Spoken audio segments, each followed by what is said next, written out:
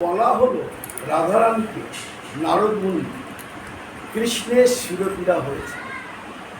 সত্যভামা আদি কেউ তাদের চরণ ধোলা দেয়নি, কারণ একে তো কৃষ্ণ ভগবান, তার মধ্যে পতি।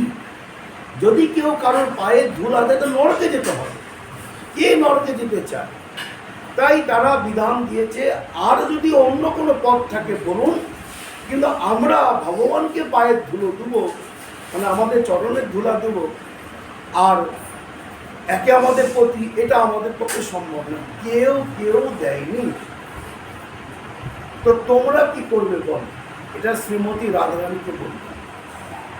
রাধারানী তার সখীগণকে ডেকে বলছেন, সখীগণ, আমাদের প্রাণপতির শিরপীড়া হয়েছে। একমাত্র পথ হচ্ছে, বিধান দিয়েছেন কোনো এক পরম কৃপালু কেউ, যে যদি কেউ তাদের চরণে ধুলা দেয় তবে গিয়ে তার শিরপীড়া, মাথার যন্ত্রণা দূর হবে। তার মানে কপালের মধ্যে বা মাথার মধ্যে তাদের পায়ের ধুলা দিতে হবে। সাংঘাতিক কথা। তুমি পারবে তোমার গুরুদেবের মাথায় পায়ের ধুলা দিতে? বলো। কৃষ্ণকে বন্দেম জগৎ গুরুম, তাই তো? গুরুরূপে কৃষ্ণ কৃপা করে ভাগ্যবান। গুরু কৃষ্ণের স্বরূপ হয় শাস্ত্রের প্রমাণ। জীবের নিস্তার লাগি নন্দ সুখ হরি, ভুবনে প্রকাশন গুরু। ভাগবতে ভগবান কৃষ্ণ পরিষ্কার বলে দিয়েছেন, আমাকে গুরুকে আলাদা চোখে দেখবে না, আমি গুরুরূপে আসি, তাই তো? এবং একথা বলা আছে, গুরুকে মনুষ্য জ্ঞানে কবো না, বরঞ্চ কৃষ্ণের থেকে গুরুদেবের ক্ষমতা একটু বেশি আছে। কিরকম? একটু আগে শুনলে বলো, কৃষ্ণ রুষ্ট হলে গুরু রাখিবারে পারে, আর গুরু রুষ্ট হলে কৃষ্ণ রাখিবারে পারে। তাহলে ভগবানই গুরুরূপে আসছেন, কিন্তু গুরুর পাওয়ারটা একটু বেশি দিয়ে আছে। এটা ভগবান কৃষ্ণের ইচ্ছাতে, তার এটা সুখ, তার এটা আনন্দ।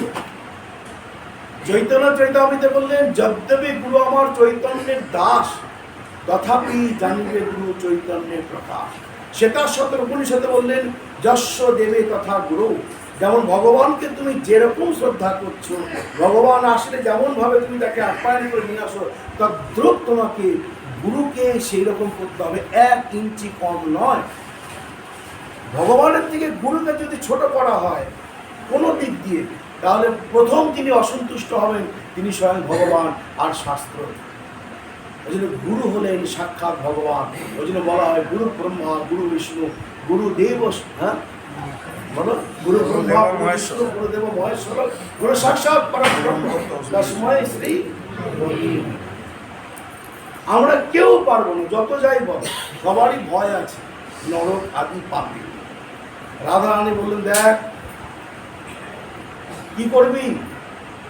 বলে, আরে তুমি যা বলবে সখী, রাধারানীকে বলছেন তাই হবে। রাধারানী বলছেন, আমরা আমাদের চরণ ধোলা দেব। নারদ মুনি বলছেন, দাঁড়াও রাধে, তুমি কি ভাবছো কৃষ্ণ যে সে সাক্ষাৎ ভগবান, জগতের একমাত্র নাথ জগন্নাথ, তাকে চরণ ধুলি দেওয়া মানে নরকে যেতে হবে? কত পাপ হবে তার ঠিক আছে? রাধারানী বলছেন, নারদ, কাকে তুমি ভয় দেখাচ্ছে? কৃষ্ণ সুখৈক তাৎপর্যময়ী সেবা, আমাদের তৎপরতা শুধু কৃষ্ণের সুখের জন্য। আমরা কৃষ্ণের সুখের জন্য সব পারি।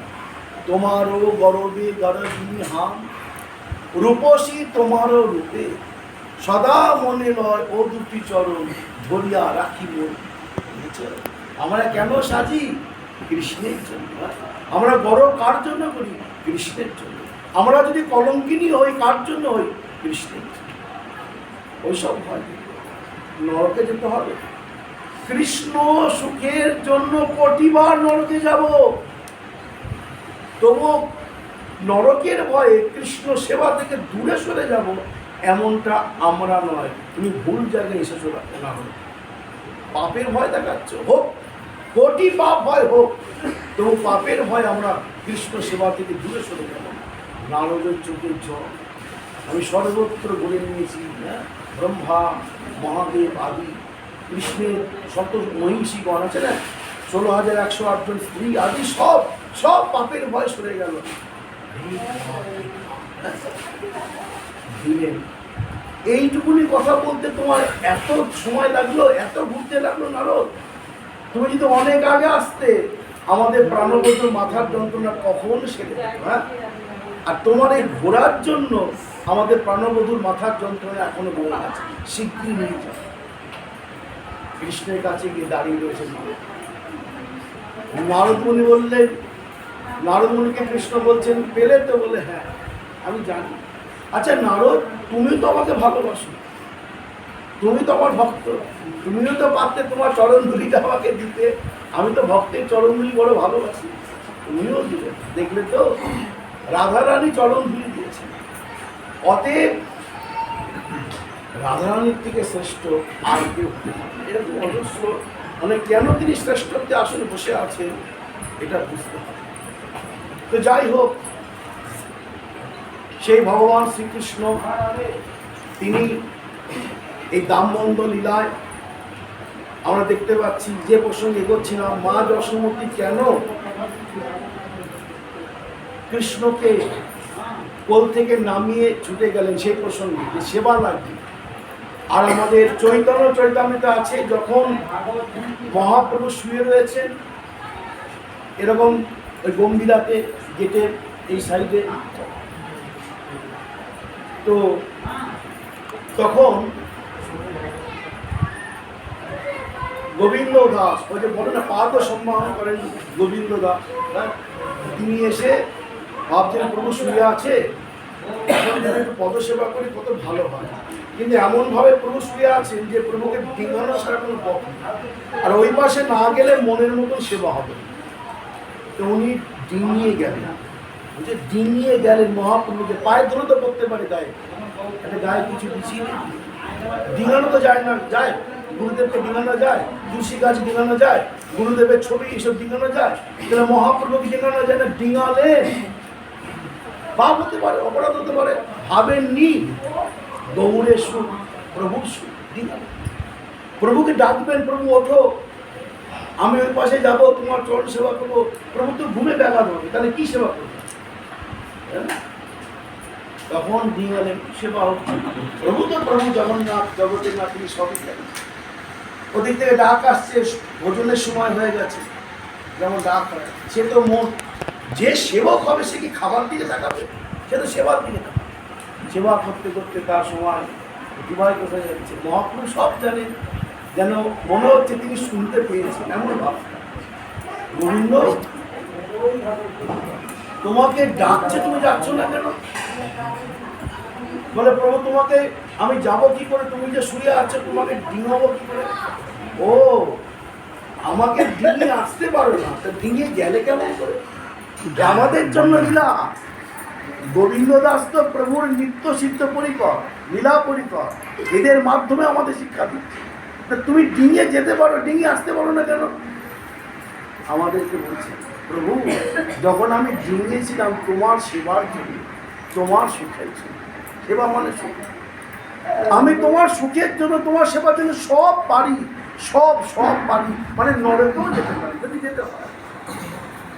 কিন্তু আমার নিজের সুখের জন্য আমি কিচ্ছু পারি, তাই বসে আছি। কবিরাজ গোস্বামীবাদ ফলন দিলে, সেবা লাগি কোটি অপরাধ নাহি গণি। কোটি অপরাধে গণনা করবো না, স্বনিমিত্ত অপরাধ বসে কোটি অপরাধ নাহি। ধরো বড় বিছানা, আমি বোঝাচ্ছি ভগবানের বিছানা, ভগবানের বিছানা ঝাঁপ দেওয়া ঝাড়ু রয়েছে, কিন্তু হয়তো একটু বুকটাকে বেশি পেতে ওই জায়গাটা ঝাঁপ দিতে হচ্ছে, ওইটা হয়, বুঝলে? ওটা সেবার জন্য। আর তুমি হয়তো একটু প্রভুর বিছানা শুয়ে পড়ি, বুঝলে? ওটা অপরাধ। আর প্রভুর সুখের জন্য বিছানা পরিষ্কার করার জন্য উপরে যদি বুকটা, তা বলে কি পা তোলা যাবে? এটা তো বিছানা আছে নাকি? হয়তো সিংহাসন, প্রভুর সিংহার হচ্ছে, তখন হয়তো হাঁটু দুটো সিংহাসনে তুলতে হবে, ওটা করা যাবে। অকারণে সিংহাসনে হাঁটু দিয়ে দাঁড়ালাম, ওটা অপরাধ হবে, বুঝলে? কোনটা অপরাধ আর কোনটা সেবা যদি বোধ এসে যায়, তাহলে ভগবানের কৃপা অনায়াসে না। মা যশোমতী জানেন আমার গোপালের সুখটা কোথায়, গোপালের।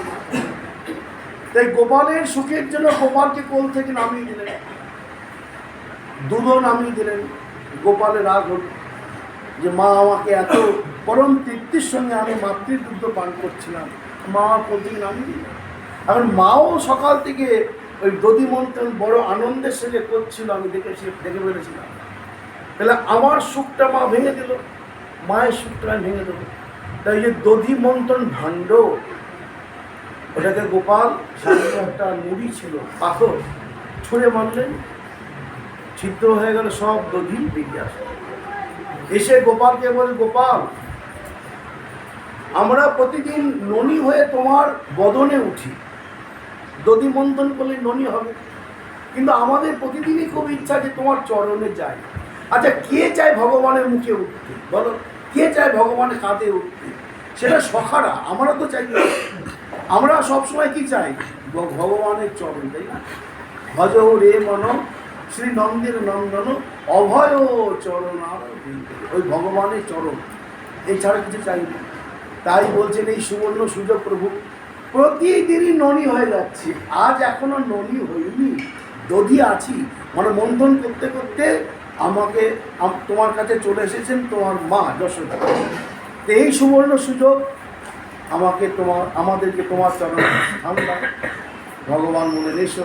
ওই দধিরা কৃষ্ণ কৃষ্ণ বলতে বলতে গোবিন্দের চরণকে অভিষিক্ত করলেন, বিরাট বড় কথা। তারপর লুকিয়ে পড়লেন যেন মা বকবে। মা এসে দেখছেন যে গোপাল দধি ভাণ্ড ভেঙে বলেছে, চরণের ছাপ দেখে দেখে দেখে ঘরে রয়েছে, ঘরের উপরে দাঁড়িয়ে মোষের ননি মাখন খাচ্ছেন, ন্যাংটো গোপাল বানরগণকেও খাওয়াচ্ছে। মা ধীরে ধীরে লাঠি হাতে যাচ্ছে, আর বানরগণ কিচিরমিচির করে বলে দিচ্ছেন, ওগো গোপাল, ত্রেতা যুগে আমরা তোমার প্রাণ দিয়ে সেবা করেছিলাম, তখন তুমি রামচন্দ্র ছিলে, আমরা বানর, তাই তুমি তখন আমাদের ঠিক মতো সেবা করতে পারোনি বলে ভাগবতে লেখা আছে। এই দাপরে তুমি কৃষ্ণ হয়ে প্রাণ দিয়ে আমাদের সেবা করছো, আর আমরা প্রাণ ভরে তোমার অধরামৃত খাচ্ছে দিচ্ছে, তোমার অধরামৃত ননি মাখন খাচ্ছি। তুমি পেছন ফিরে তাকিয়ে দেখো, মা চলে এসেছে। গোপাল যেই মাকে দেখা অমনি উদরফল থেকে লাভ দিয়ে দৌড়াচ্ছে। কেন না, যেন তেন প্রকারে হোক যদি আমি সিংহ দুয়ারে যেতে পারি। তখনকার দিনে পরপুরুষদের সামনে বাড়ির বইয়েরা যেতেন, বাড়ির বইয়েরা। এখনো তোমরা যদি খুব গভীর গ্রামে গঞ্জে যাও, দেখবে ব্রজবাসী মায়েদের এখনো এতখানি ঘন্টা, এখনো আমি নিজের চোখে দেখেছি। ওই যখন বেলগমে যাচ্ছিলাম, হ্যাঁ ভান্ডি করে, তখন দেখছি, এবং বহু জায়গায় আমি দেখেছি ওদের মুখ ঢাকা থাকে। এটা প্রাচীন প্রথা, তারা মুখ কাউকে দেখাতো না, পরপুরুষের সামনে যেত। সিংহদ্বারে উপনন্দ সুনন্দ সব রয়েছে, অর্থাৎ গোপালের জ্যাঠা ইত্যাদি রয়েছে, সেখানে তো মা যাবে না। গোপাল যদি একবার সেখানে পৌঁছে যান, তাহলে মা সেখানে পৌঁছাতে পারবে না। গোপাল শক্ত মাটির উপর দিয়ে দৌড়াচ্ছে, আর মাও পণ করেছে তো কাজ ধরবে। এখন গোপাল যখন শক্ত মাটির উপর দিয়ে দৌড়াচ্ছেন, মায়ের মনটা ভেঙে গেল। ভাইরে, আমি কেমন মা, দিক দিক শতাধিক দিক আমার মাতৃত্বে, যে আমার ভয়ে আমার গোপাল শক্ত মাটির উপর দিয়ে দৌড়াচ্ছে। ওই গোপালের কোমল চরণে না জানি কত ব্যথা লাগছে। মায়ের চোখে যে দুফোঁটা জল, আর মুখে যখনই কৃষ্ণ নাম, আমার গোপাল আমার কান্না। অমনি ভগবান কৃষ্ণ বলছেন, মা যে দুফোঁটা চোখে জল ফেলে মুখে আমার নাম করে, তাকে আমার কাছে আসতে হয় না, আমি নিজেই ধরা দিই, আসতে হবে না, আসলে আমার নাম করে চোখের জল ফেলে। গোপাল গতি ধীর হয়ে গেল। মা গোপালকে ধরলেন, তোকে আজকে মান, হাতে লাঠি আছে, জ্যৈষ্ঠী মানে লাঠি। গোপাল এমন কান্নার ভান করলেন, ভান করাতে মা গোপালের কান্নার মুখ দেখে তার তোয়া জ্যৈষ্ঠী লাঠিটা ফেলে দিল। এসেছ, লাঠি ফেলেছি, এবার বাঁধবো, হ্যাঁ বেঁধে রাখবো। বাচ্চাদের যেমন মা বেঁধে রেখে দেয় জানলার দড়ির মধ্যে, দড়িতে জানলাতে বেঁধে রেখে দেয় না, সেটা দেখা যায় না অন্য জায়গায়।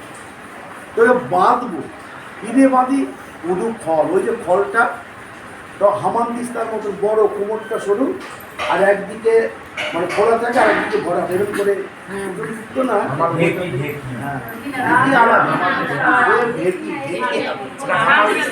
ঘে কি আলাদা এরকম করে 4-5 দিন করে যাই হোক বুঝে গেছে, এটা ঠিক আছে। তো ওটাকে উল্টে উপরে যেটা ভরা দাঁড়িয়ে ননি মাখন খাচ্ছিল, ওর উদর আর গোপালের উদর মা যশোমতীর বাঁধতে যায়। এখন গোপাল কি আর তোমার আমার ছেলে? হ্যাঁ, ভগবান তাকে বাঁধবো বলে বাঁধা যায়? যতবার বাঁধতে যাচ্ছে 2 আঙুল করে। কেন? শাস্ত্র বলছেন এক হচ্ছে তোমার ওই নিষ্ঠা, আর হচ্ছে একটা ভগবান কৃপা, তাই না? তোমার সাধনা যত বাড়বে ভগবান কৃপা তত নামবে। এই দুটো এক না হলে ভগবানকে পাওয়া যাবে না। তাই যশোমতী কি করেছেন? যতবার গোপালকে বাঁধতে যাচ্ছেন বাঁধতে পারছেন না, 2 আঙুল করে কম। মা বলছেন ও তুমি পেট ঘোরাচ্ছ, কোমর নাচাচ্ছ, এই করছো, বাঁধতে পারছি না। আজ আমি তোকে বাঁধবো। প্রতিদিন সবার কাছে নালিশ শুনি, এর ঘরে তার ঘরে ননি মাখন খাও, আজকে নিজের ঘরে চুরি করেছো। আমি নিজে চোখেতে দেখেছি, অন্যের কথা আমি কি শুনবো? হ্যাঁ, পরের মুখে ঝাল খেয়ে ওই কথা শোনার লোক আমি না। আমি নিজে ঝাল খেয়েছি, বুঝেছি যে কত ঝাঁজ আছে। হ্যাঁ, কত ঝাল আছে। বাঁধ, কিন্তু বাঁধতে কি পাচ্ছেন না, 2 আঙুল করে কম। কিন্তু মা যে এর নাম নিষ্ঠা, যে কি যে ভগবত রাজ্যের নাম নিষ্ঠা। আমি পরের জন্মে অপেক্ষা করবো না, এই জন্মেই আমার গুরুদেব আমাকে কৃপা করে দাদুর সঙ্গে তিলক তুলে দিয়েছেন, আমার গলায় মালা তুলে দিয়েছেন, আমার গোপালকে, আমার রাধা কৃষ্ণকে আমার ঘরে নিতাই গৌরকে এনে দিয়েছেন, আমার হাতে জপের মালা তুলে দিয়েছেন, আমার মুখে গোবিন্দের প্রসাদ তুলে দিয়েছেন। আমি পরের জন্মে নয়, আমার গুরু কৃপাতে এ জন্মেই, এটা আমার অহংকার নয়, আমার গুরু ভক্তি বিশ্বাস, এই জন্মে আমি তোমাকে লাভ করি। এই জন্য বললেন এক অঙ্গ সাধে কেহ, হ্যাঁ, সাধে বহু অঙ্গ, নিষ্ঠা হইল উপজায় প্রেমে। আমাদের নিষ্ঠা মানে ভক্তি। পরের জন্ম আবার কে দেখেছে? এই জন্মে আমি তোমাকে পাবো। আর পেতে পারো, পেতে পারো যদি তোমার বিশ্বাস নিষ্ঠা থাকে। একটা প্রসঙ্গ করবেন, একটা দৃষ্টান্ত দিচ্ছি, চৈতন্য চরিতামৃত, চৈতন্য ভাগবতে ছোট্টর মধ্যে। এ পাঠ করলে তো এখন মানে আরো 2-3 ঘন্টা হয়ে যাবে। হ্যাঁ, আজকে আবার 2-3টে ঘটনার সঙ্গে যুক্ত আছে, মহারাষ্ট্র ইত্যাদি। তো বলছেন মুকুন্দ নাম শুনেছেন না? মুকুন্দ, আমার গৌরাঙ্গের পরিবার মুকুন্দ, চৈতন্য ভাগবত। এখন মুকুন্দ যেখানে যেমন তখন তেমন হয়ে যায়, বুঝলে? তুমি যদি বলো জ্ঞান বড়, হ্যাঁ হ্যাঁ জ্ঞান বড়। ও বলে ভক্তি বড়, হ্যাঁ, মানে যার যেখানে পাল্লা ভারী তার মধ্যে ঢুকে যায়। এটা মহাপুরুষ পছন্দ। মহাপুরুষ বলছেন যখন মুকুন্দ এসেছে সবাইকে কৃপা করছেন। মহাপুরুষ বলছে মুকুন্দকে আমি কৃপা করতে, সবাই বলছে কেন? বলছে না, ও যখন যেমন তখন তেমন হয়। আচ্ছা বলো তো তোমরা, মানে মহাপুরুষ বলছেন, কেউ যদি গরুকে ঘাস খাওয়ায় আর সেই গরুকে যদি আবার খুব পিটায়, তাহলে কি গরুকে ভালোবাসে বোঝায়? চৈতন্য মহাপ্রভু বলছেন, কি সুন্দর কথা। গরুকে ঘাস খাওয়াচ্ছে খুব ভালো, আবার খুব করে পিটাচ্ছে, এটা কি ভালোবাসা? হ্যাঁ, তেমনি ও কখনো ভক্তির কথা বলছে, খুব ভালো লাগছে, আবার গিয়ে কখনো জ্ঞানের কথা বলছে, জ্ঞান শ্রেষ্ঠ, তখন আমার মনে হচ্ছে আমাকে দুঃখ দিচ্ছে। না, এক ভক্তি নয় জ্ঞান। তুমি যাও জ্ঞানের পথে চলে যাও, আমাকে ছেড়ে দাও। কারণ মহাপুরুষ পথ তো ভক্তির পথ, তাই না? ভক্তি বসে বসে ও বেটা যখন ভক্তির জগতে, মানে যখন দেখে এখানে ভক্তি শুনে, এটা ভক্তি, হ্যাঁ ভক্তি বড়, ভক্তি বড়, এটা জ্ঞান, হ্যাঁ জ্ঞান বড়, জ্ঞান বড়। মানে ব্যাগের মধ্যে কাপড় থাকে, যদি দেখে এখানে সাদা কাপড়, সাদা কাপড় পরে বঙ্গতে বসে গেছে। হ্যাঁ, আবার যদি এখানে গেরুয়া বাবাজি সংখ্যা বেশি, এটা আমি দেখেছি। হ্যাঁ, অনেক গেরুয়া বাসন পরে নিয়ে বসে গেছে। আমাদের নবদ্বীপের ঘটনা আমি নিজের চোখে দেখেছি। হ্যাঁ, তো এটা মহাপ্রভুর পছন্দ নয়। এমনি অনেক তত্ত্বশাস্ত্র বলা আছে। তো এরকমভাবে এগুলো অনেক সময় চোখে পড়ে, মনে দুঃখ দেয়, খারাপ লাগে। হ্যাঁ, বলে হবে না মুকুন্দ কৃপা। তো মুকুন্দকে বললো তুমি তো জানো প্রভুকে, যদি একবার না করতে হ্যাঁ কেউ পড়াতে পারবে। তখন মুকুন্দ বলছে, হে শ্রেবাস করলে যে একটাই প্রার্থনা, আমি কি কোনো জন্মেই প্রভুকে পাবো না? বুঝছো কোন জায়গায় যাচ্ছে? আপনি একবার জিজ্ঞাসা করেন, উনি তো আমার মুখ দেখবেন, কিন্তু আমি কোনো জন্মেই ওনাকে পাবো না। মহাপ্রভু সুভাষ পণ্ডিত বলে, প্রভু মুকুন্দ বড় দুঃখিত, বড় কাঁদছে, বড় সাধু, বড় ভক্ত, তোমারই প্রিয় পরিকর, ও কি কোনোদিনই তোমাকে পাবে না? মহাপ্রভু বললেন, কোটি জন্ম, একটা তেঁতুল গাছে যত পাতা আছে ততবার জন্মানোর পর তবে গিয়ে আমাকে পাবে, কোটি জন্ম পরে। যেই মুকুন্দকে শ্রীবাস পণ্ডিত এই কথা বলা, মুকুন্দে যে সে কি নাচ, সেটি কি আনন্দ, যেন বিশ্ব ব্রহ্মাণ্ড সে পেয়ে গেছে। একমাত্র মুকুন্দই আনন্দে নাচছে, আর সব অবাক হয়ে তাকিয়ে, কি করেন প্রভু কি বলেছে? মানে বোঝাচ্ছে কোটি জন্ম পর পাবে। আর এ কি ঠিক মতন শুনেছি কিনা বুঝতে পারছি না, আনন্দে নাচে, নাচছে মুকুন্দ, আর অবাক হয়ে তাকিয়ে রয়েছে সবাই। তো শ্রীবাস পণ্ডিত, দাঁড়াও মুকুন্দ, একটু দাঁড়াও, তুমি কি আমার কথাটা ভালো করে শুনেছ না না শুনে নাচছ? আমি কি বলছি ভালো করে শোনো, এ জন্মে নয়, কোটি জন্ম পর তবে গিয়ে পাবে। বলে আমি জানি তো, তাই তো নাচছি। বুঝলাম। তখন বলছে, শোনো, এই জন্মেই হোক আর কোটি জন্ম পরেই হোক, প্রভু তো বলেছেন আমাকে দেখা দেবেন। এ জন্মই হোক আর কোটি জন্ম পরে হোক, পাবো তো। এই যে পাবো তো, এই আশার আনন্দে আমি নাচছি। প্রভু তো আমাকে নিরাশ করেননি, প্রভু তো আমাকে ফেলে দেননি। প্রভু কি বলেছেন, আমাকে কোটি জন্ম পরে হলো দেখা দেবে, আমি এই আনন্দে নাচছি। মহাপ্রভু শ্রীবাস মুকুন্দকে নিয়ে আসো, বুঝলে? চৈতন্য ভাগবত, শ্রীবাস মুকুন্দকে নিয়ে আসো। মুকুন্দ কাঁদছে, শ্রীবাস মুকুন্দ, যেই মুহূর্তে তোমার এই ভাবনা জেগে গেছে যে এ জন্মই হোক আর কোটি জন্ম পরে হোক পাবো তো, সেই মুহূর্তেই তুমি আমাকে পেয়ে গেছো। শোনো মুকুন্দ, তোমাকে কোটি জন্মের অপেক্ষা করতে হবে না, পরের জন্মের অপেক্ষা করতে হবে না, তুমি এ জন্মেই আমাকে পেয়ে গেলে। এই দেখো আমি তোমাকে দেখা দিলাম। অমনি মুকুন্দ হা গৌর বলে গৌর চরণে লুকিয়ে পড়ে। বুঝেছ? বিশ্বাসে মিলায় বস্তু, তর্কে বহুদূর। মনের মধ্যে বিশ্বাস থাকবে, আবার পরের জন্ম সেটা বহুদিন, এই জন্মই তোমাকে পাবো। আমার অহংকারে নয়, আমার গুরুর কৃপাতে, আমার গোবিন্দের কৃপাতে, সাধুগুরু বৈষ্ণবের কৃপাতে তোমাকে পাবো। আমার কিসের অহংকার? এইরকম ভাবটা রাখতে হবে, এর নাম নিষ্ঠা। আর যশোমতীতে লীলা করছেন, তোকে আমি বাঁধবই, যেভাবে হোক বাঁধবো, তবে তোকে ছাড়বো, বুঝলে? এটাকে বলে নিষ্ঠা। যশোমতী বাঁধতে পারছেন না, দু আঙুল করে কম, মাথার খোপা টোপা খুলে যাচ্ছে, গায়ে ঘাম, বস্ত্র হালকা হয়ে যাচ্ছে, যত দড়ি ছিল সব দড়ি দিয়েও বাঁধতে পারছে না। তখন গোপাল আস্তে আস্তে মনটা নরম হচ্ছে। দৃষ্ট্বা পরিশ্রমং কৃষ্ণং কৃপয়াসি স্ববন্ধনে। পরিশ্রম দেখছেন, ভগবত রাজ্যে পরিশ্রম না করলে হবে না। তুমি মনে মনে ভাবছো ভালো হয়েছে, বাড়িঘর ছেড়ে দিয়েছি, পরে পরে ঘুমাবো আর ব্যাস খাবো দাবো, ভগবানকে পাবো, বলে না। আগে পরিশ্রম দেখবে, দৃষ্ট্বা পরিশ্রম, তোমার পরিশ্রম দেখে কৃপয়াসি, তবেই গিয়ে কৃপা করবে, বুঝেছ? ধামে এসে পড়ে পড়ে ঘুমাবে, যেই ঘুমাও, আর ধামে এসে সময় নষ্ট করলে ভগবানকে পাওয়া যায়। অন্যদিকে নজর নয়, একমাত্র আমি যে উদ্দেশ্যে এসেছি আমার গোবিন্দ রাধা গোবিন্দের চরণ পাওয়ার জন্য ভজনে, সেটাই মূল লক্ষ্য। আর অন্যগুলো হালকা, যতটুকুনি প্রয়োজন। মহাপ্রভু বললেন, যথাযোগ্য বিষয় গুঞ্জক অনাসক্ত হয়ে, যতটুকুনি প্রয়োজন ভোজন করো শরীরটাকে বাঁচিয়ে রাখার জন্য, যতটুকুনি প্রয়োজন ঘুমাও, যতটুকুনি প্রয়োজন কথা বলো, এর বেশি কিচ্ছু নয়, সকল স্বাস্থ্য করবে। তো যখন পরিশ্রম দেখলেন গোপালের মনটা, এবার তো মাকে ধরা দিতেই হবে, আর কত, বুঝলে? ভগবানের ভাবটা কি, যে করে আমার আশ তার করি আমি সর্বনাশ, তবুও যদি না ছাড়ে পাশ, তারে করি আমি দাসের দাস, দাসের দাস। যশোমতী কিন্তু ছাড়েননি, আমাদেরকেও ছাড়লে হবে না। যত বাধা আসুন, যত বিপত্তি আসুন, যা হয় হবে, শরীর ছেড়ে দেবে, তবু তোমার চরণ আমরা ছাড়বো।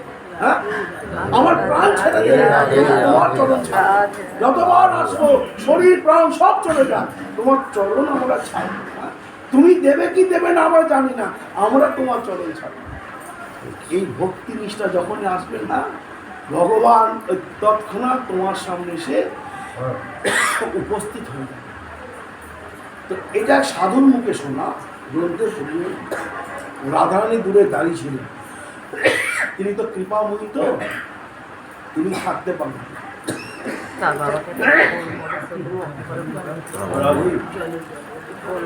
তো রাধারানী কৃপাময়ী,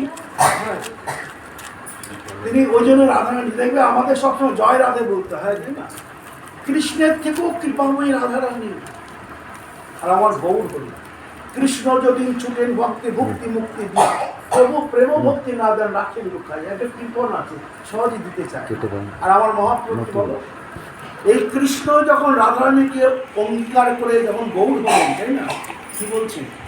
আপনি করে আস্বাদনে শিখাইল জগজনে, প্রেম চিন্তামণি প্রভু ধ্বনি, নাই জানে স্থানা স্থান যারে তারে কইল দান, মহাপ্রভু আমার দাতা আসলে।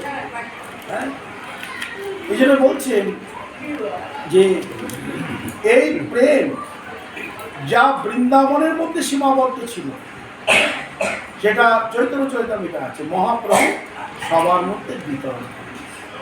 তো রাধারানী তিনি দেখছেন রাধারানীর মতন কৃপাময়ী আছে, এই জন্য রাধারানী প্রচুর সরলা কৃপাময়ী।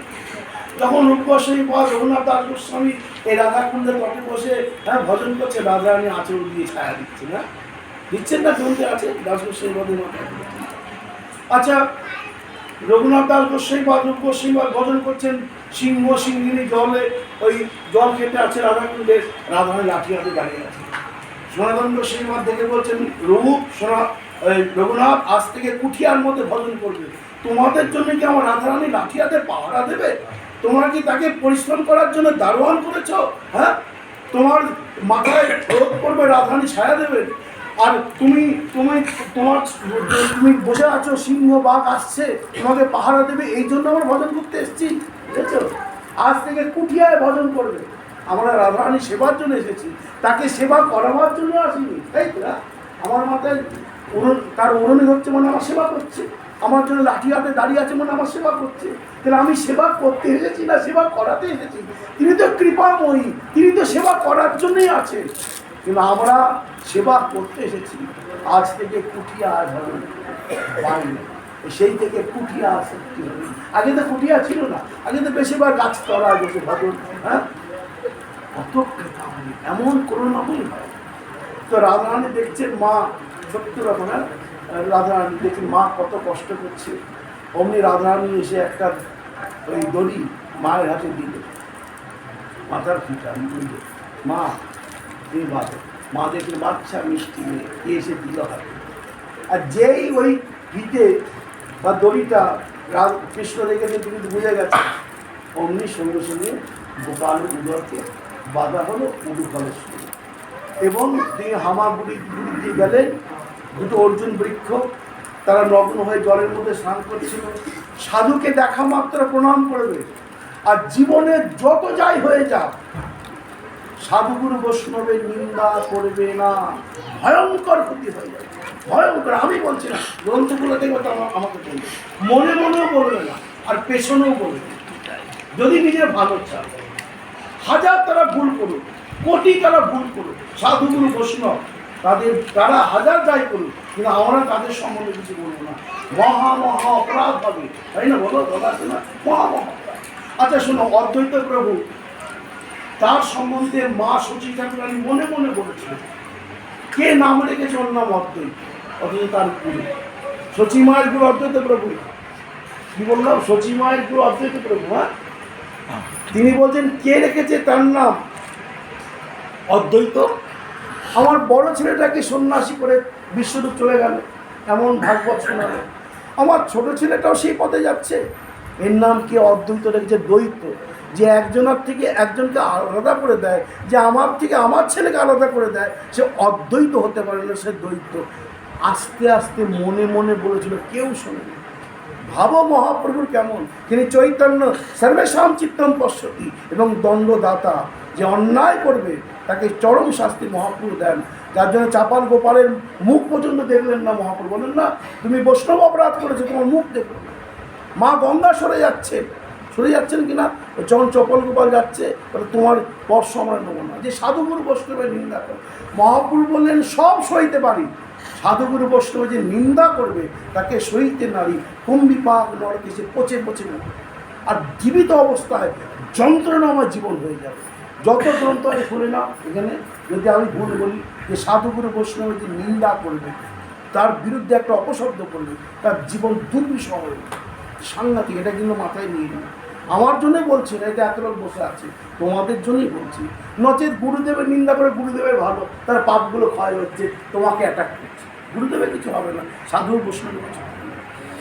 তো সেই জন্য এবার মহাপ্রভু সিংহাসনে বসে আছেন, সেবাসাঙ্গীরা সবাইকে কৃপা করছেন, বলে মাকে নয়, তাই না, আছে না, মাকে কৃপা করছেন না, মানে সবাইকে যে যা চাইছে তাকে তাই দিচ্ছেন, কৃপা মানে যে যা চাইছেন। তখন তো ভগবত আদেশ। মহাপ্রভু বলছেন না, মায়ের বৈষ্ণবের চরণ করা। সুচিমা বলে কি মায়, বলে কি মায়, হ্যাঁ, সেবাস্পনি বলছেন এটা তো হতেই পারে না, কে তোমার মা। দেখো, মাকে দিয়ে জগৎকে শিক্ষা দিচ্ছেন যে আমার মাকে আমি ছাড়ি, তোমার মা। সুভাষ পণ্ডিত বলছেন, ভেবে বলো তুমি, আমি জানি আমার মা, আর তাই বলছি। শশীমা তো তিনিও ভাবছেন যে নিমাই জানলে কি যায় না, চুপচাপ বসে রয়েছে। সুভাষ পণ্ডিত বলছেন, বলো প্রভু, বলো, শোনো, আমার মা একদিন এই করেছে, মানে যেটা বললাম সেটা বলবে। সেই জন্য মায়ের বৈষ্ণবের চরণ অপরাধ আছে, সেই বৈষ্ণবের কাছে যতক্ষণ না ক্ষমা চাইবে, তিনি যতক্ষণ না ক্ষমা করে দেবেন, আমার মাকেও ক্ষমা দেওয়া যাবে না। তাই তো দুর্বাসা মুনি অম্বরীশ রাজার কাছে অপরাধ করেছিল, ব্রহ্মা বিষ্ণু মহেশ্বর তাকে ক্ষমা করতে পেরেছিল। সেই দুর্বাসা মুনি কিন্তু শিষ্য, হ্যাঁ, গৃহস্থ, অম্বরীশ রাজা শিষ্য গৃহস্থ, আর দুর্বাসা মুনিকে ঋষি মুনি গুরুতত্ত্বের মধ্যে পড়ে আছে, কিন্তু পায়ে ধরতে হয়েছিল কাকে, দুর্বাসা মুনিকে, অম্বরীশ রাজা, তাই না। ওইটা অম্বরীশ রাজা প্রণাম করেছিলেন, এ ছুটে আসতে হয়েছিল। ওই জন্য যার চরণে অপরাধ করবে তিনি ছাড়া ভগবানের ক্ষমতা নেই। শোনো, হরি স্থানে অপরাধে তারে হরি নাম, তোমার স্থানে অপরাধে নাহি কো এরা, মাথায় রেখে দিও। হরির কাছে অপরাধ করলে, হরি নাম করলে তবু তুমি রক্ষা পাবে, কিন্তু সাধুগুরু বৈষ্ণবের কাছে অপরাধ করলে কেউ তোমাকে রক্ষা করতে পারবে না, হ্যাঁ, আর ভগবান কৃষ্ণও পারবে না, তাই না। আবার বলি, গুরু কৃষ্ণ রুষ্ট হলে গুরু রাখিবারে পারে, গুরু রুষ্ট হলে কৃষ্ণ রাখিবারে। শচীমা তখন বুঝে গেলেন যে আমার ছেলে কি বলছেন। তখন তিনি মাথায় ঘোমটাটা দিয়ে গেলেন আচার্যদেবের সামনে, কারণ আচার্যদেব আগে প্রণাম নিতেন শচীমায়।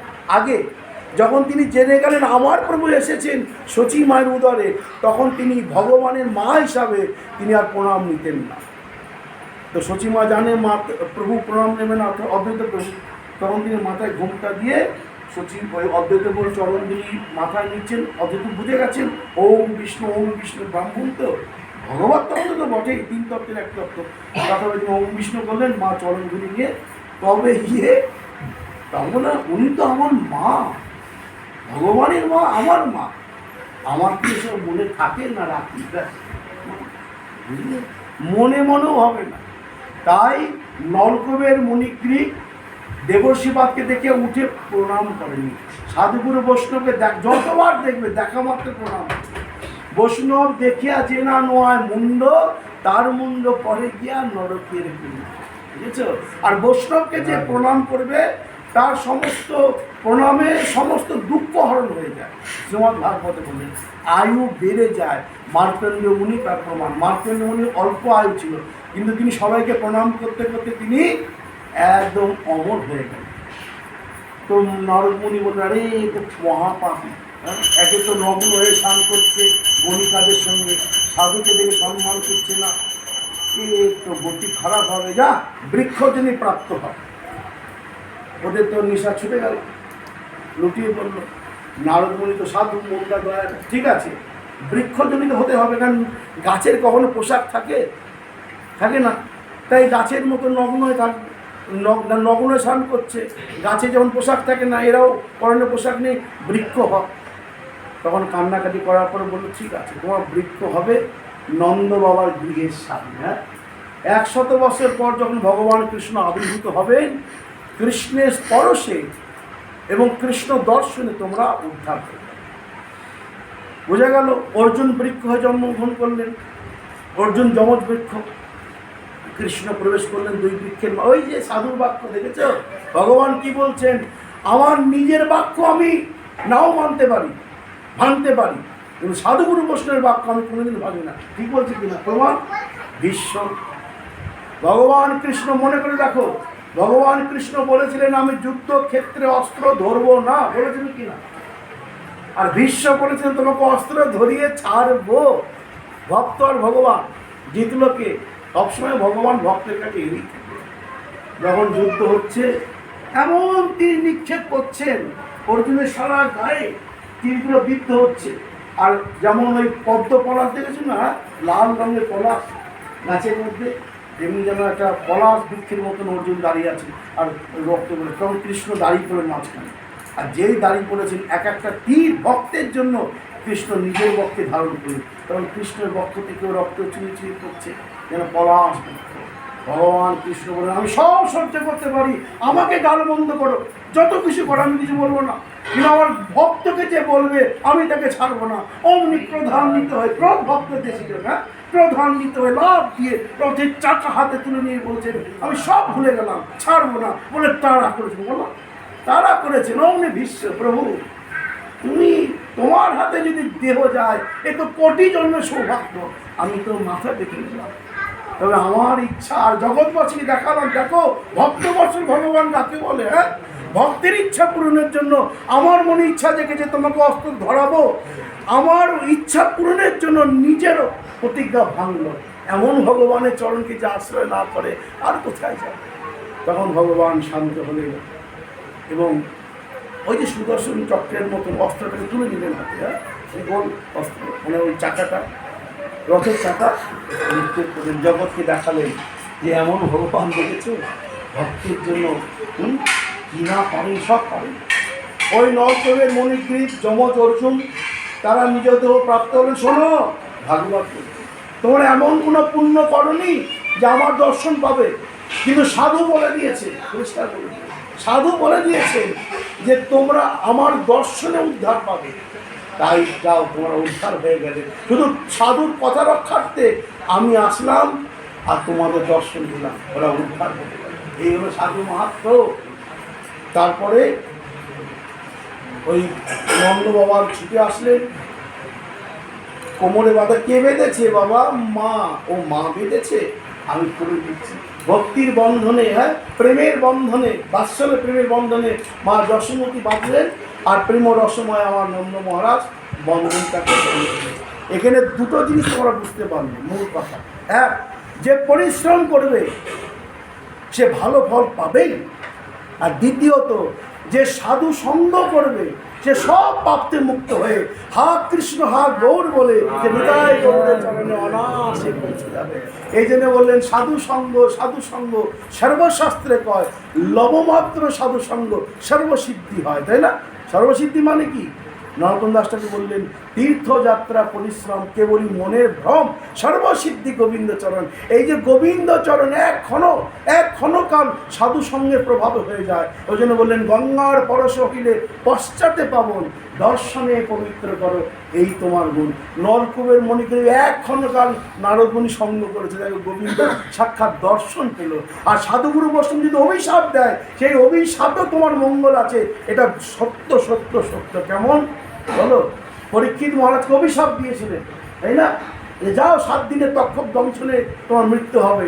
পরে পরীক্ষিত মহারাজ বলছে ওই সাধু যদি অভিশাপ না দিত আমি কি ভাগবত সপ্তাহ এইভাবে সুখদেবের গোস্বামীর মুখে শুনতে পারতাম? অভিশাপের ভালোই হয়েছে। এরকম অজস্র প্রমাণ আছে, অজস্র। হ্যাঁ, নলকূপের মণিকে যদি অভিশাপ না দিত তাহলে কি আমার সাক্ষাৎ গোবিন্দের দর্শন হতো? ভুল করেও ভয়েও সাধুগুরু বৈষ্ণবের কোনো আচরণে ভয় পাবে না, সাধুগুরু বৈষ্ণবের কোনো অভিশাপে ভয় পাবে না। 100% গ্যারান্টি। যদি কোনো কারণবশত কোনো সাধুগুরু বৈষ্ণব তোমাকে বকে, বুঝতে হবে তোমার পুণ্যে শুরু হয়ে গেল। যদি তারা তোমাকে শাসন করে, বুঝবে তোমার জীবন সুখের সাগরে গেল। আর যদি তারা তোমাকে কোনো কারণে যদি কোনো অভিশাপও দিয়ে যান, তুমি বুঝবে আমার গোবিন্দ দর্শনের পথ পরিষ্কার। কথা বলেছিলাম আজকে, আমি বলছি না কিন্তু আমার কথা ভাববে না একটাও, গ্রন্থ মিলিয়ে নাও, পুরোটাই গরিবের কথা আমি করছি।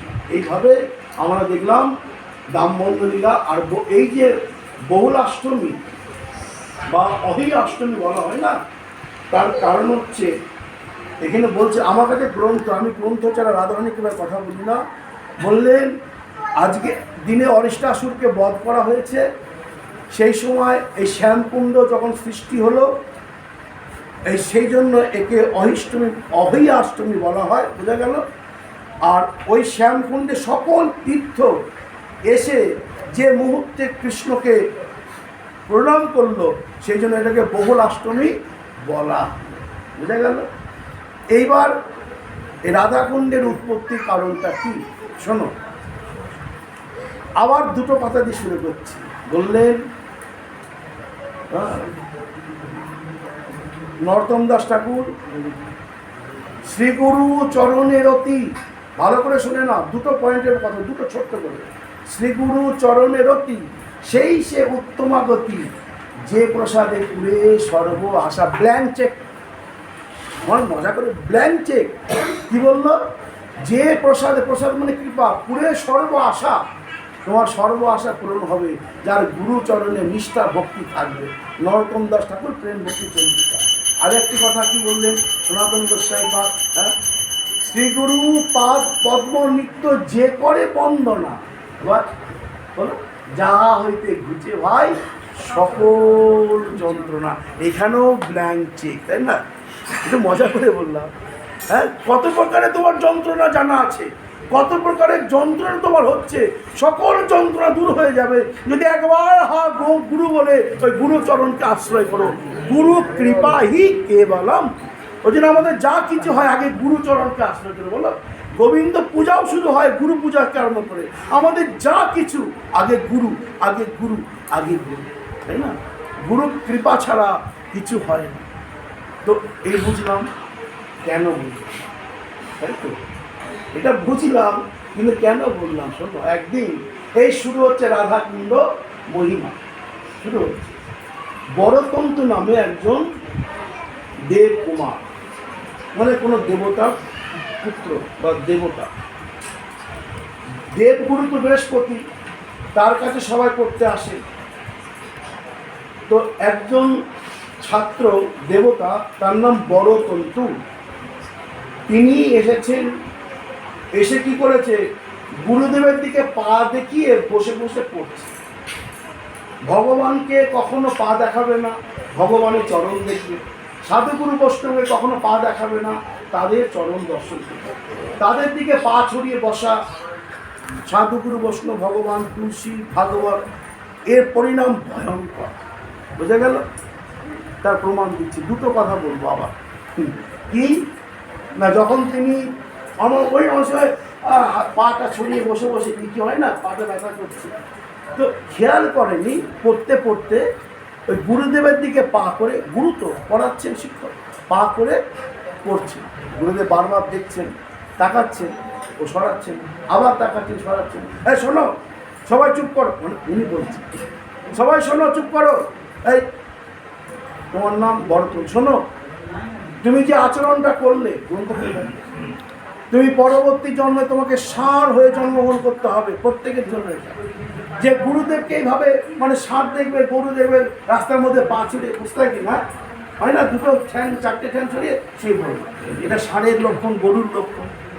তো যেহেতু বেটা ছেলে তাই ষাঁড় বলবে, মেয়ে ছেলে হলে গরু হতো, যাই হোক। তো বলো, তুমি যেহেতু পা ছড়িয়ে মানে গুরুদেবকে পা দেখিয়ে বসেছো, আমি অভিশাপ দিচ্ছি না, এটা সত্য। তোমাকে পরবর্তী জন্মে ষাঁড় হয়ে জন্মগ্রহণ করতে হবে। ব্যাস, ও তো জানে গুরুদেব বাক্য, গুরু বাক্য মিথ্যা হবে না। পৃথিবীতে সব বাক্য মিথ্যা হলো, গুরু বাক্য মিথ্যা। গুরুদেব যদি ভালো বলে সেটাও বলবে, আর গুরুদেব যদি খারাপ বলে সেটাও বলবে। পরে উদ্ধার বলবে, তো বলবে ওষুধ হতে হয়েছে কিনা, ষাঁড় হতে হয়েছে কিনা বলবে, কিন্তু আবার উদ্ধারের পথ দেখাবে যদি তাকে স্যারেন্ডার হয়ে যায়। আচ্ছা, বসে বসে দেখো, এটাও ভগবান, ওটাও ভগবান, ভাগবত ভগবান, সামনে ভগবান। দর্শন করো, শোনো, হ্যাঁ, চোখ দিয়ে দর্শন করো, কান দিয়ে শোনো। তো হয়েছে কি, কান্নাকাটি শুরু করে দিয়েছে। বললো, তুমি পরবর্তী জন্মে অরিষ্টাসুর হয়ে জন্মগ্রহণ করবে। অরিষ্ট অসুর মানে সাপ, আর ভগবান কৃষ্ণ উদ্ধার করবে। এর বেশি আমি কিছু বলতে পারবো না। এই শুরু হলো। এখন কি হয়েছে, অসুরের যা স্বভাব সে তা করবে। গোপাল গোচারণ করছে, হ্যাঁ, ওই সব দুপুরবেলা যে হয় না, যে বেরিয়ে যায় গোচারণে। এখন ওই যে অরিষ্টাসুর বংশের আদেশে ওই বাছুর হয়ে প্রবেশ করেছে, হ্যাঁ, কিন্তু হলে কি হবে, সে তো তার ভাব দেখাবেই। এমন চিৎকার করছে যে কানে হাত দিতে হচ্ছে, যেন কান ফেটে যাবে, প্রাণ ফেটে যাবে, হয় না? অনেক সময় ডিজে এমন বাজে, আমি এমনি বলছি, যেন বুক ফেটে যাবে, কান ফেটে যাচ্ছে, হয় না? তার থেকে ভয়ঙ্কর আওয়াজ, মানে সবাই অতিষ্ঠ। একটা বাছুর এরকম আওয়াজ করতে পারে না। কৃষ্ণ তো বুঝে গেল, একটা অরিষ্টাসুর, তোমাকে তো উদ্ধার করতেই হবে, গুরু বলে দিয়েছে। গুরু যদি বলে দেয় ভগবানকে উদ্ধার করতেই হবে। তিনি বললে নাও উদ্ধার করতে পারেন, কিন্তু গুরু যদি বলে দেয় ভগবান উদ্ধার তাকে করবেনই, উদ্ধার করতে হবে। আসলেন, শিং ধরলো, বা থাকে না গরুর শিং থাকে, তো ধরে এরকম করে, যেমন কাপড় কাছে না, এরকম করে পাটা পাটা পাটা পাটা পাটাতে এমন আচার মারলো। মারার পরে তার দেবতার প্রাণটা বেরিয়ে গেল। সংক্ষেপে সব হচ্ছে, হ্যাঁ, বেরিয়ে গেল। এখন বেরিয়ে যাওয়ার পর সবাই কৃষ্ণের জয়ের ধ্বনি দিল। হ্যাঁ, ঠিক আছে, আমি কত বড় কাজ করলাম, এইসব লীলা। এসে দাঁড়িয়েছেন ব্রজসুন্দরী বনের সামনে রাধা আদি। এত বড়, এটা মধ্যরাত্রি। এই স্থানটা কেন মধ্যরাত্রিতে?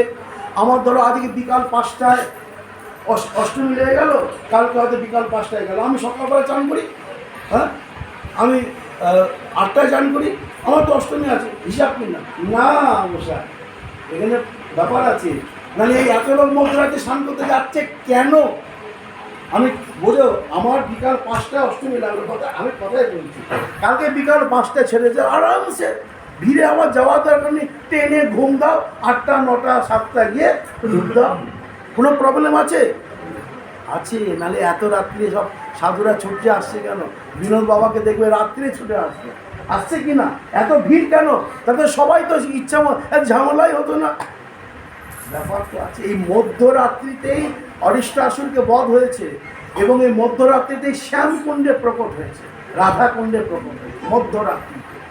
এবার 12টা বলে কিছু বলার নেই, মধ্যরাত্রি, আর মধ্যরাত্রি মানে 12টা, ঠিক বোঝা গেল? এখন কি হয়েছে দেখলে তো, রাধা আদি সখীবৃন্দকে বললে, আমি সবার সংকট মোচন করে দিলাম, আমি সবাইকে আনন্দ দিলাম, মানে ওর জন্য সবাই অতিষ্ঠ। এবার আমার কথা তোমরা ভাবো, রাধারানী বলছে কী ভাববো, রাস করো, রাস্ত নিত্য, আমার সঙ্গে রাস করো। বলে না, বলে তুমি গো হত্যা করেছো। বলে ভালোর জন্যই করেছি। ও কি গো নাকি? একটা অসুর গরু রূপ ধারণ করেছে, তাদেরকে আমি বধ না করলে সে তো কষ্ট হচ্ছে, ব্রজবাসীদের জন্য তাই বধ করেছি। বলছে শোনো একটা কথা বলি, বৃত্রাসুর অসুর ছিল, কিন্তু রূপটা ছিল ব্রাহ্মণের, ছিল কি না? ব্রাহ্মণের যোগ্য থেকে সৃষ্টি হয়েছে দ্রৌপদীর মতন। তাহলে বৃত্রাসুরকে বধ করে ভালো করেছে, কিন্তু বৃত্রাসুরকে বধ করে যদি ইন্দ্রকে তার পাপের শাস্তি ভোগ করতে হয়, তাহলে গরু রূপ ধরে অরিষ্টাসুর আসলে, রূপটা তো গরু, তুমি তো বধ তো গরু করেছো অসুর ভিতরে, কিন্তু গরু তো বাপ তোমাকে লেগেছে, আমরা তোমাকে ছুব না, রাসও হবে না। বলে কি করতে হবে? বলে সর্বতীর্থে তোমাকে যেতে হবে। বলে এত রাত্রিতে এখন আমি সর্বতীর্থে কোথায় যাব? আর সর্বতীর্থে গেলে আমি তোমাদের সঙ্গে রাস কখন করবো? বলে অত শত জানি না, তুমি আমাদের ছোড়ে। সবাই বলছে, আর রাধা যা বললো সখীরা তাই বললো। কৃষ্ণ চিন্তা করবে, আচ্ছা ঠিক আছে, সর্বতীর্থ তারা যদি এখানে আসে অসুবিধা নেই। তো বলে না, কৃষ্ণ তার চরণে যে গোড়ালি আছে না, ঘাম মারার সঙ্গে সঙ্গে একটা কুণ্ড তৈরি হয়ে গেল। সে কুণ্ডের নাম কি? শ্যামের দ্বারা কুণ্ড হয়েছে, তাই তার নাম শ্যাম কুণ্ড। বলো শ্যাম কুণ্ড কি, শ্যাম কুণ্ড কি, শ্যাম কুণ্ড। বোঝা গেল শ্যাম কুণ্ডের উৎপত্তি। সকল তীর্থকে আহ্বান করলেন, তোমরা এসো। সকল তীর্থ এসে কুণ্ডের মধ্যে জমা হলো। শ্যামকুণ্ডের মধ্যে সকল তীর্থ এসে গেল। তিনি ডুব দিয়ে উঠলেন। আমি তো মুক্ত, আমি ডুব দিয়েছি। আর মানে আমাদের সন্দেহ হচ্ছে, রাধারানী তো সর্বশক্তি সব পারে না, কিসের সন্দেহ হচ্ছে? আরে ওর মধ্যে সর্বতীর্থ কোত্থেকে বললি হয়ে গেল। আরে আমি বলেছি আসবে না, বলে আমরা জানি না, মানি না, কি করবে? হ্যাঁ মানি না, কি করবে? কি চালা? আচ্ছা ঠিক আছে, সব তীর্থকে বলে শোনো, আমার জন্য তোমরা রাধারানীকে নিজে নিজে সর্বে প্রকট হয়ে বলো তোমরা কে কে কে, তাই তো? হ্যাঁ, তখন এখানে কি হলো, সকল তীর্থ প্রকট হলেন। প্রকট হয়ে তারা সবাই একসঙ্গে, বাবা আওয়াজ করিস না, বলতে লাগলেন, যেমন ক্ষীর সমুদ্র, লবণ সমুদ্র, পুষ্কর তীর্থ, প্রয়াগ তীর্থ, এইভাবে আছে যত যত তীর্থ আছে, সবাই এসে ওইখানে প্রকটিত হলেন। এখানে বলেই দিয়েছে না, যেই মাত্র প্রকটিত হলেন এবং তারা ওই রাধারানীর কাছে হাত জোর করে বলছেন যে হে রাধে, আমরা শ্রীকৃষ্ণের ইচ্ছাতেই, আমি অমুক, আমি গোদাবরী, আমি সরস্বতী, আমি গঙ্গা, এইভাবে সব নিজে নিজে প্রকাশে বলছেন। উনি যা বলছেন ঠিকই বলেছেন, আমরা এই তবু আপনার জন্য আমরা আপনার সামনে একে একে প্রবেশ করছি, বুঝে গেল? তখন সবাই মিলে আবার পুনরায় শ্যামকুণ্ডের মধ্যে প্রবেশ করলেন, আবার কৃষ্ণ ডুব দিলেন। বুঝলে, শ্যামকুণ্ড তৈরি করেছি, বুঝলে? একটু ভাব দেখাচ্ছে, এসব আমি আমার ভাষায় বলছি, এরকম দেখাচ্ছি, দেখেছি সব তীর্থ এসেছে। ও তুমি আমাদেরকে, আমি রাধারানী আমার সামনে একটু গর্ব করছে, শ্যামকুণ্ড সব তীর্থ দাঁড়া। কৃষ্ণ বলছেন দেখো, বুঝতে গেলে যে সব তীর্থ এখানে, তাহলে এই তীর্থে তোমরা ডুব দাও? বলে না না না, তোমার তৈরি করা কুণ্ডে আমরা ডুব দেবো, বুঝেছো? মানে তুমি অহংকার করে বলবে হ্যাঁ যে আমি করেছি আর আমরা ডুব দেবো। রাধারানী তো সমান, কেউ পারতে কমান না, কিন্তু তুমি আমি, হ্যাঁ এ হুলু আর বুলু, হ্যাঁ স্বয়ং রাধারানী, ওই সব হবে না, আমরা যাবো না তো যাবো না।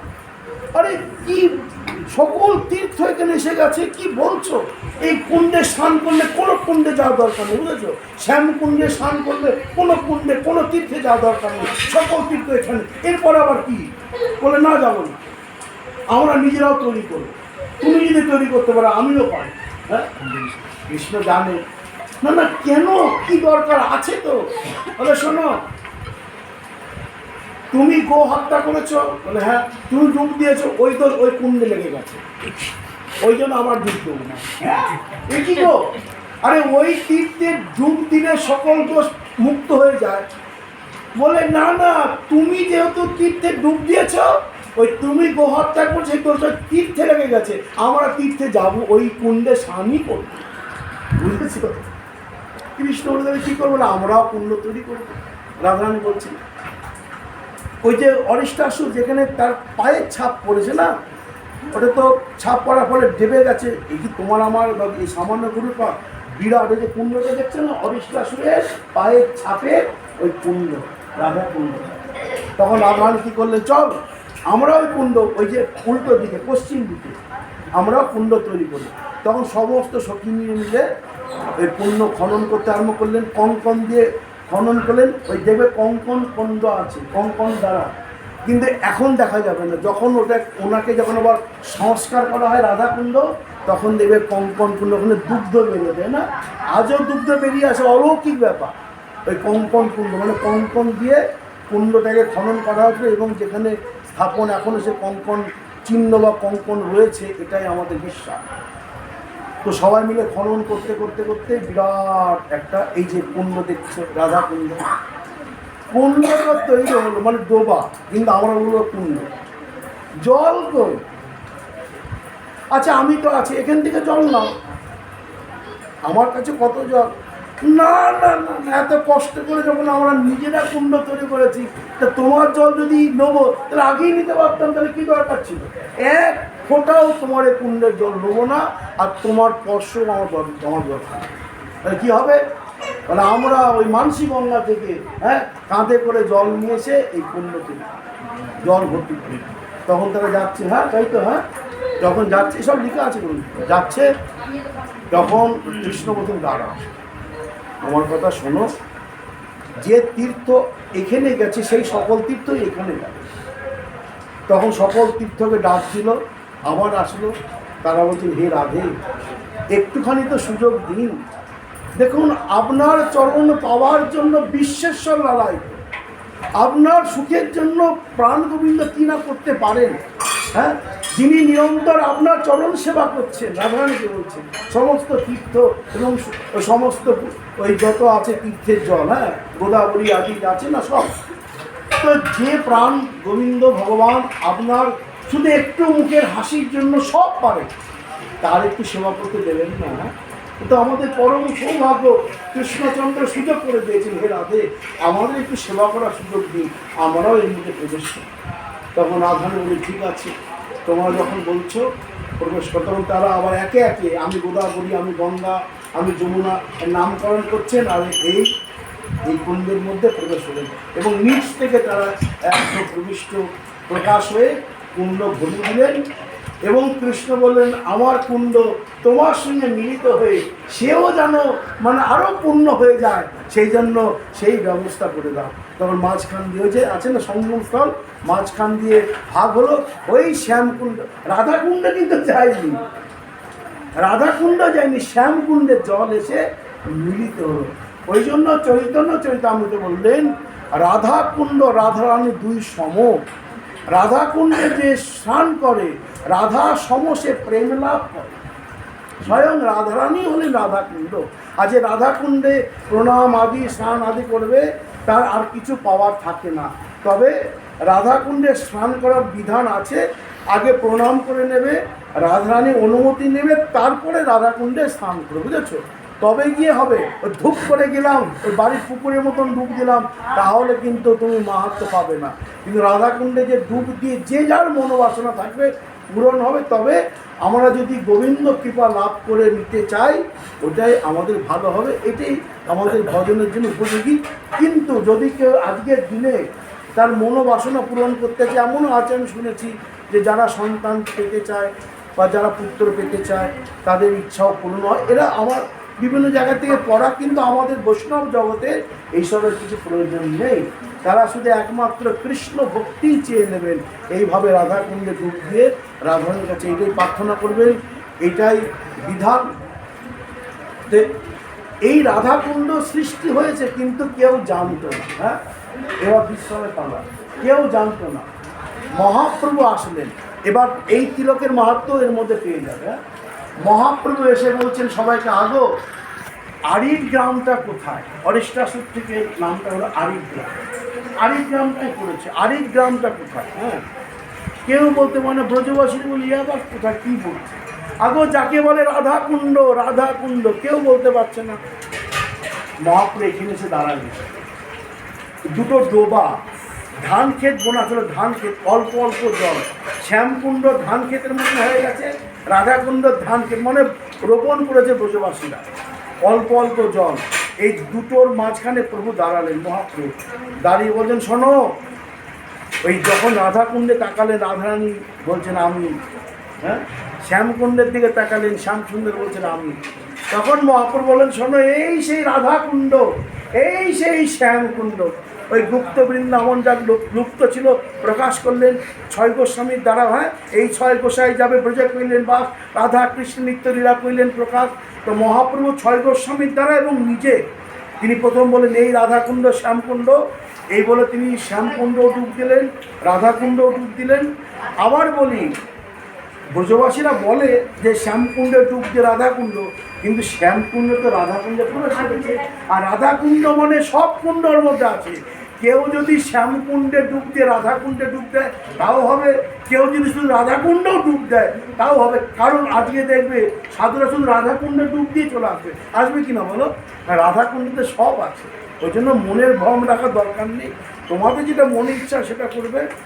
তো এইভাবে আমরা দেখলাম রাধাকুণ্ড শ্যামকুণ্ড, মহাপ্রভু রাধাকুণ্ডে ডুব দিলেন, ডুব দিয়ে বললেন সার্বভৌম এই রাধাকুণ্ডের মাটি নাও, আজ থেকে আমার তিলক হবে রাধাকুণ্ডের তিলক। মানে রজ মানে মাটি, ওই রাধাকুণ্ডের মাটি দিয়ে প্রথম মহাপ্রভু তিলক করলেন। সেই থেকে সবাই বললেন আমাদের প্রাণ প্রভু, আমাদের প্রভু তো গৌর হলেন, তিনি যদি রাধাকুণ্ডের তিলক ধারণ করতে পারেন আমরা কেন পারব না? আর নরোত্তম দাস ঠাকুর কি বললেন? রাধিকা চরণ রেণু ভূষণ করিয়া তনু অনায়াসে গিরিধারী পাবে। যদি গিরিধারীকে লাভ করতে চাও তাহলে রাধারানীর চরণের ধৌত জল এবং চরণ রেণু মানে সেই চরণের সেই ধুলা যার মাথায় মস্তকে ধারণ হবে সে অনায়াসে গিরিধারীকে পাবে। রাধাকুণ্ডে রাধারানীর চরণে রজ আছে, তাই তো, চরণে ধুলা আছে, সেজন্য সেই রজ আমরা কপালে ধারণ করি, বুঝলে? ওই সাদা তিলক ওই কালো তিলক এই করে রাধাকুণ্ডে রজ আর গোপীরজকে অসম্মান করো না।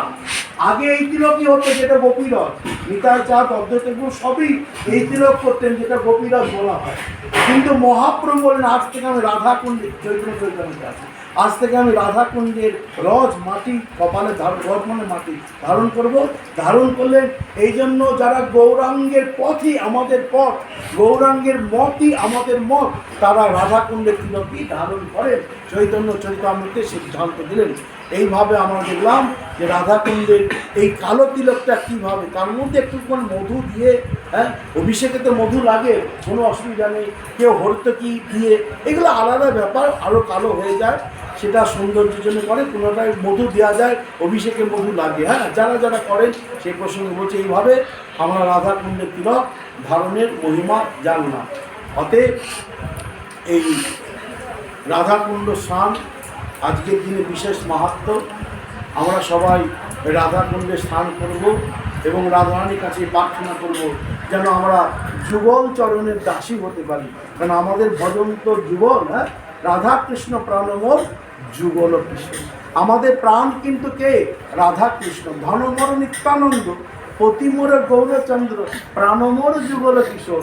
আমরা যেন, আর আমাদের ভজনটাই তো যুগল ভজন। হ্যাঁ, গুরুদেব কি ভজন দিয়েছেন বলো? মধুর শ্রী বৃন্দাবন যুগল ভজন ধন মোহে পরলোপদে। আমরা এক কথা বলো, হে রাধে, আমরা যেন জন্মে জন্মে যুগল চরণের দাসী হয়ে, দাস হয়ে আমরা যেন যুগল ভজন করতে পারি।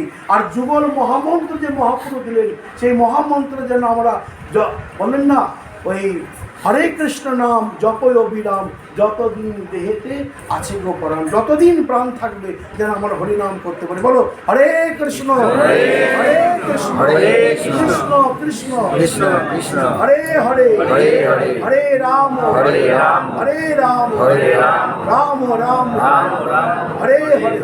আবার বলো হরে কৃষ্ণ হরে কৃষ্ণ কৃষ্ণ কৃষ্ণ হরে হরে হরে রাম হরে রাম রাম রাম হরে হরে। আবার বলো হরে কৃষ্ণ হরে কৃষ্ণ কৃষ্ণ কৃষ্ণ হরে হরে হরে রাম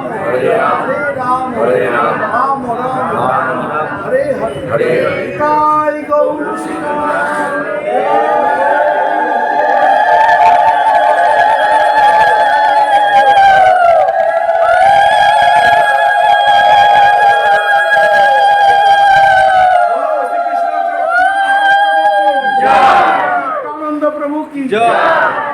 प्रभु की पंचतत्व की श्री राधा वल्लभ जी की, राधा ठाकुरानी की, श्री कृष्ण ब्रजमंडल की, राज नंदिनी की, ब्रजवासी वृंद की, भगवान श्री कृष्ण पितृवर्ग की, पितृवर्ग की, वर्ग की, राजदासी वृंद की, वृंद की, गावी गावी वृंद की, श्याम कुंड की, राधा कुंड की, मध्यरात्रि स्नान की, भागवत की, महारानी की, बृंदेजी महारानी की, अनंत कोटि श्री प्रभुपाद तीन कोटि गोस्वामी महाराज की, प्रभुपाद वृंदावन गोस्वामी की, एवं कृपा सिंधु महाराज की। इन्हीं হচ্ছেন আমার ঠাকুর দাদা প্রভু অনন্ত কোটি শ্রী তিন কোটি গোস্বামী মহারাজের শিষ্য। হ্যাঁ, বলো উড়িয়া বাবা কি বাবা কি বাবা কি। আর বর্তমান মহন্ত দামোদর বাবা কি, দামোদর বাবা কি, জয় শ্রী রাম। আমার জয়টাকে সদ্গুরুদেব ভগবান কি। गिरी गोपाल गोस्वामी महाराज की जय। परम भगवान श्री गिरी गोपाल गोस्वामी महाराज की जय। परम भगवान श्री गिरी गोपाल गोस्वामी महाराज की जय।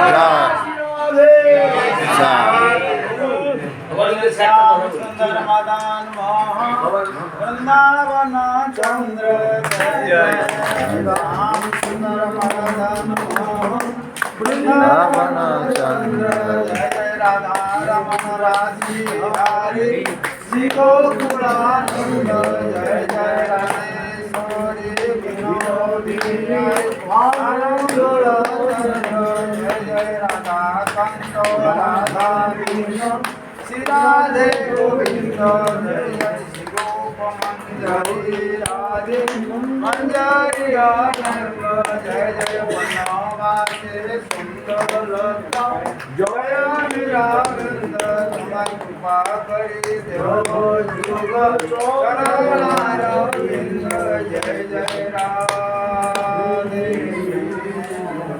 गोविंद राधे गोविंद राधे कृष्ण गोविंद श्री गौरांग श्री नित्यानंद श्री अद्वैत चंद्र गदाधर श्रीवासादि गौर भक्तवृंद श्री कृष्ण चैतन्य प्रभु नित्यानंद हरे श्री कृष्ण हरे राम श्री राधा गोविंद हरे कृष्ण हरे कृष्ण कृष्ण कृष्ण हरे हरे हरे राम राम राम हरे हरे हरे कृष्ण हरे कृष्ण हरे राम राम राम हरे हरे जय श्री राधे कृष्ण निताय गौर हरि भगवान के सेक्टर কথা বলি